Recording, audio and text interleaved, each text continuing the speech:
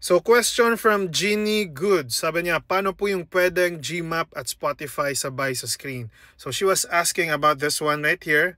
Yan. So as you can see, Google Map and Spotify sabay. So actually, napakadali lang po niyan. As of the moment, nakakonect siya dito sa ating Samsung Galaxy Z Fold 5, itong ating infotainment system, no? And then this is the result of what you call the Android Auto. This also looks similar with Apple CarPlay, kaya lang Samsung or Android yung gamit natin ngayon. Either you connect it by wire or yung wireless dongle na sinasabi or nire-recommend natin sa inyo. Yan, you can see.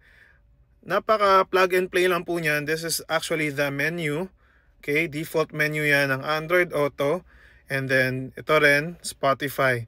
So, kunwari gusto mo using your music, play next, or repeat, or from the previous track, yan, diba, Spotify. But if you want na sabay, yung yung Google Map tsaka yung Spotify, yan, napaka-simple lang, napakadali.